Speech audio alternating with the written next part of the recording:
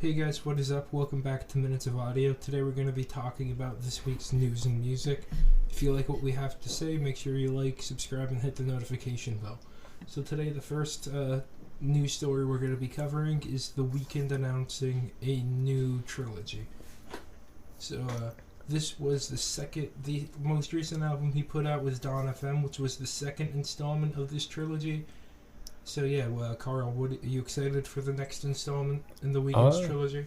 I really am, and after he just announced that it's a trilogy, it kind of makes sense because Dawn FM and the album that preceded it sonically sound pretty similar, and they do at least share some similarities. So it makes sense that it's a trilogy, and hopefully that his third album will be at least just as good as the last two.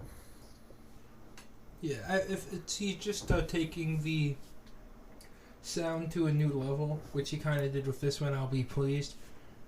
People are speculating online that this album's going to be taking place in the afterlife. That'd be cool. Since this album was the on his way to heaven. So it would be cool to see how he would go about that, even though we both know he's not the greatest at concept albums. That's pretty much all. Yeah. Oh. Well, that was it. You going to say something? No.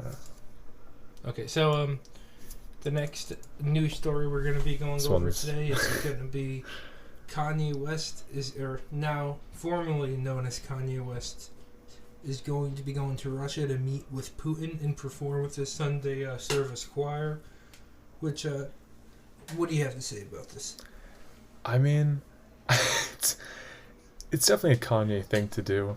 Apparently one of the big reasons why he's doing this is because he has business ventures in Russia, which makes sense. He's working with some guy, I forget the name of the guy exactly, but he's working with him as well with Putin. I don't know if he's going to try to turn this into some sort of weird stunt or weird political thing. Because he likes to do stuff like that. But, I mean, it just seems like something Kanye West wants to do. He says it's going to make it a second home. Sure, I think everyone knows he's doing this strictly for the business of it. But I think it would be hilarious if Putin denies him and then he says Putin doesn't care about black people or something.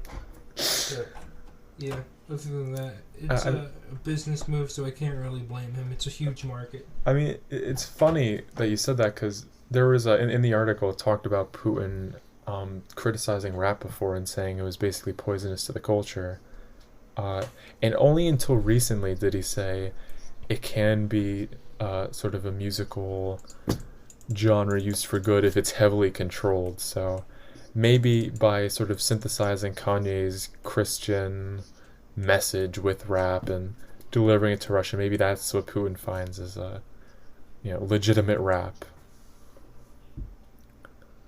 And also, the article mentioned how Kanye West once called himself Young Putin. So it should be interesting to see.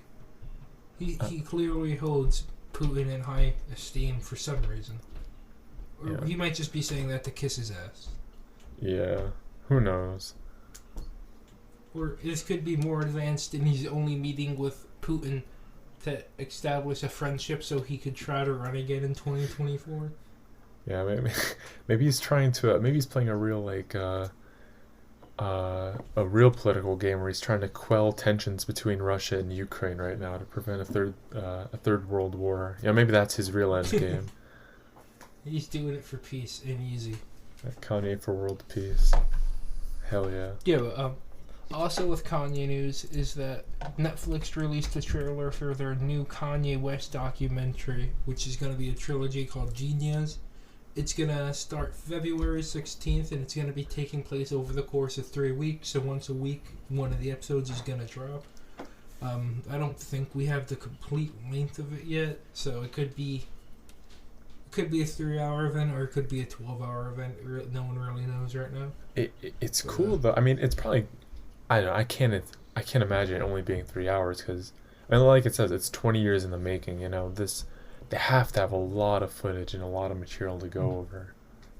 I saw something. I wasn't sure if this was official, but it said like the first episode's gonna be from before college dropout up until graduation, and then 808s. The next episode will be starting with his mom's death, dying 808s until Jeen-Yuhs, and then the last one will be Life of Pablo till now. It's going to be really interesting too, because I don't know if there's an artist out right now that kind of has the discography that he does. Well, not just discography, but also this, like, such a polarizing and interesting story. Especially for sad. It's sad, but it's also like, again, like, 20 years. You have 20 years of just really like engaging content to ship out there. So I'm really excited to see what they make of it. And one really cool thing about it is that it's not like it's just past footage. I'm pretty sure they have footage from up till last year, honestly, in it. Yeah. So it's gonna be current. Also, with the next story, Post Malone, he apparently has an album ready to drop, but his record is, for whatever reason, denying him. It doesn't seem to be much information on this. It seems to be just someone close to him, or it was his producer or his manager. Formally announcing that they have the album ready to release, but for whatever reason, the label just isn't fucking with it. So yeah, he wanted to release it last year actually. Oh shit! But they just wouldn't let him drop it. So I'm pretty sure it's just sitting there as a complete product. Which is weird because I feel like last year had a lot of hype. Had a lot of hype behind them. He did, but I think the reason they made him not drop it was because of COVID. That makes sense. And you're not going to be getting the same amount of sales in concerts that you would with a COVID concert. Man, still though, I mean, because he could have dropped one back then, and then just dropped one like later this year. You know, he could have. I mean, but the records don't care about him dropping the music. They care about making money off of it. That's true. And it's the way they make most of their money is usually by like selling records, CDs, merchandise, and concert tickets. Yeah, concerts especially. And they can't do two of them right now because of Adele. Did you know about that one? Because of what? Apparently, Adele is produced 500,000 vinyl records. Yeah. She's like renting out pretty much every record pressing place in America right now. So it's like insanely hard to get other things pressed. That's kind of fucked, man. You tell me that many people want Adele records? Shit.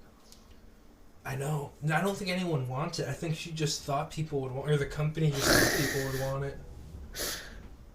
Man, fuck you, Adele. We want some other music, goddammit. We'll include a link to something about that as well. There's definitely more to it than just Adele's records being made. There's also a supply chain problem going on in the U.S. But, yeah. No, it's just Adele. Yeah, just Adele. So the next story is pretty interesting. It's Machine Gun Kelly and Megan Fox both got engaged. Two people that are really bad at what they do, getting married. Brings a tear to my eye. Yeah, you know, with all the stories that have come out throughout I feel like it's been the past year about their relationship and all the cringy shit that has been released. I mean, I don't know. I didn't expect this relationship to last that long. I'm kind of impressed it did. But on the other hand, dude, it's weird. I feel like there aren't two people in the world that are more sort of not compatible, but like meant for each other than those two. On the other hand, there's no way they last longer than 5 years. I just can't see it. I don't even know if they're gonna make it to the wedding. Right. Some weird bullshit's gonna go off, and yeah, something's gonna go wrong. Megan Fox is gonna fuck Kanye. Imagine. She's gonna go to Russia with him at the Sunday service choir. But Great. with the Instagram post with this, I don't know if they had a camera crew there or what, but there's like They probably did. they had 7 different cameras and shit. They got all these different angles. And she's acting all surprised, like, "Oh my god, I didn't expect this." I don't know. It's just, it's such a weird relationship, but yeah, I guess good for them. Yeah, I mean, if they're happy, then who cares? Exactly. But yeah. So the next news story is Paramore announced that they're back in the studio for the first time in 5 years. I think most people are excited for this. I'm indifferent. Hayley Williams' solo stuff since she left Paramore, in my opinion, has not been really worth listening to. Mm-hmm. The last Paramore album was a diversion, it was really a different style than what they're used to do. It sounded good and all, but I just don't know what style they're gonna go with now. I mean, it says that they, it says in the article, like, oh, we feel like we're latching onto a new sound, we're switching it up, it's not just the same shit.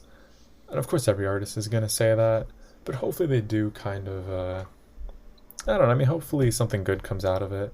If they're out of the studio for 5 years and came back to it all of a sudden, that must mean something hit them that made them want to be creative and make a new record. Or maybe it's just money problems, who knows, but, Yeah, I was going to say, the only thing that hit them was them realizing they don't have millions anymore.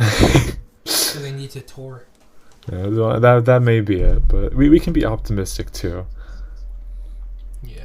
The next story, which, I mean, it's interesting. Apparently J. Cole, Tool, and Stevie Nicks are going to headline, is it Bonarro Festival? That's how you pronounce it? Yeah. Yeah, okay. For 2022. I was talking to Josh about this beforehand. It's such a weird lineup. Or it's such a, like, conventional. Yeah, just I don't know. It's such a weird pick of 3 people. But then obviously there's gonna be some other interesting acts there. I saw King Gizzard is gonna be there. Indigo D'Souza, which is cool. Machine Gun Kelly. We're gonna have also. Sorry. Well, no. I was just like going through some of the people, but they're also gonna have people like 100 Gags, Porter Robinson. It's a very interesting lineup. It's very mixed. Diverse. Too. Yeah. Yeah, very mixed. Because even with the day with J. Cole, there's Robert Plant. I mean, he is 70, 80. And then, you also have, like you said, you have newer acts like Porter Robinson. So it's Denzel Curry. Yeah, it's honestly, I kind of like it. The more I look at it, the more, I don't know, it has something for everybody. So yeah, if it was closer by, I'd go to it. Well, yeah, I'm not about to go to Tennessee. Yeah, that's a little much. The last music story we're going to talk about today is going to be about John Legend. He recently sold his entire music catalog, including his royalties, for an undisclosed amount of money. If he got his money's worth, then good on him.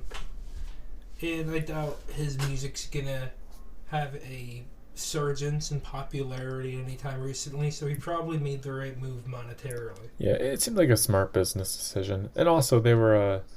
They talked down below in the article about Bruce Springsteen, how much he got. And obviously, John Legend probably isn't going to make this much, but Springsteen got $500 million for selling his catalog. So there's definitely a lot of money to be made in it. So I mean, I don't see why not. And I believe it also says that he's the youngest person to do that. Yeah. Which probably means he's out of the game music wise. Which, if you're out of the game music wise and you just want a shit ton of money, yeah, why not? Yeah, do you, John? Hell yeah, John. So anyway, that's it. If you liked the video, hit the like button, subscribe, comment, do all that shit. And Language. And on Monday we should be having an album review come out.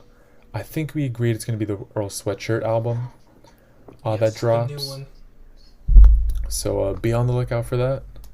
And Who knows? There might be 2 album reviews next week. oh shit! Or So there might be 3. so there might Or be there might be 4. 7 every day, a new album. Okay, so always be on the lookout. That's why you got to keep the notification bell on. See, that's why you never know when we're gonna drop. Could also be 7 reviews of the same album, Yeah. just on different days. Each day our different perspective on it. You know, we're giving you the full experience. Yeah. But yeah. So until then, see you guys. But fuck you. Not you. Always got to throw in the fuck you.